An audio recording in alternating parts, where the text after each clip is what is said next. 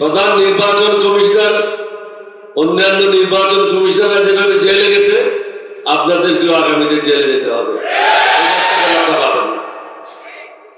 অন্যের পিছনে যাবেন না, কারো দাবেদারি করবেন না। দাবেদারি করবেন বাংলাদেশের জনগণের, দেশের জন্য যেটা ভালো সেটা করবেন। এখনো মানুষ ন্যায় বিচার পাচ্ছে না। নির্বাচন কমিশনে যারা অনেকেই বৈধতা পাওয়ার জন্য বা কাকে অবৈধ করার জন্য যে দরখাস্তগুলি দিয়েছে এইগুলি ঠিকভাবে পর্যালোচনা করে রায় দেওয়া হচ্ছে না। আওয়ামী লীগের শাসন দেখেছেন, বিএনপির শাসন দেখেছেন।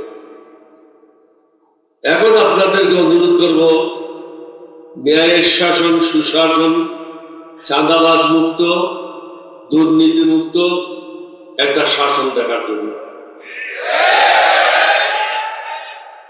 এইখানে যদি নিজের পায়ে নিজে কুড়াল মারেন আপনাদেরকে কেউ সাহায্য করতে পারবে না।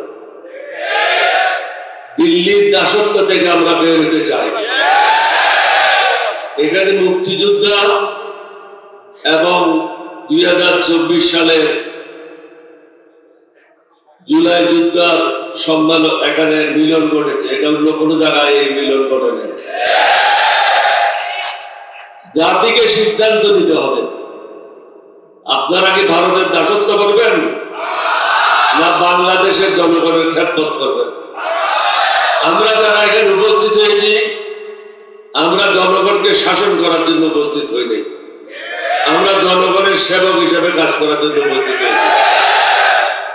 বর্তমানে যে বিভিন্ন জায়গায় নির্বাচনের পরিবেশ নাই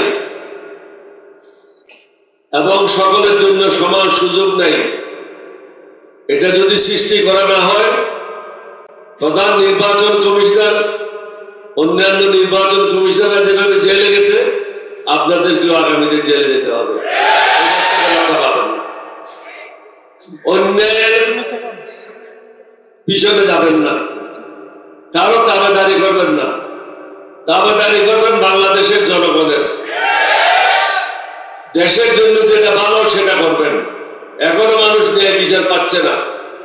নির্বাচন কমিশনে যারা অনেকেই বৈধতা পাওয়ার জন্য বা কাকে অবৈধ করার জন্য যে দরখাস্তগুলি দিয়েছে এইগুলি ঠিকভাবে পর্যালোচনা করে রায় দেওয়া হচ্ছে না। আমরা আশা করব সমগ্র জাতি ঐক্যবদ্ধভাবে আমরা যারা আজকে মঞ্চে এখানে উপস্থিত হয়েছি আমাদের পক্ষে রায় দিয়ে এই দেশের সেবা করার জন্য সুযোগ দেবেন। আপনাদের সবাইকে ধন্যবাদ। সুন্দর ভবিষ্যৎ কামনা করে আমার বক্তব্য এখানে শেষ করছি। আসসালামু আলাইকুম ওয়া রাহমাতুল্লাহ।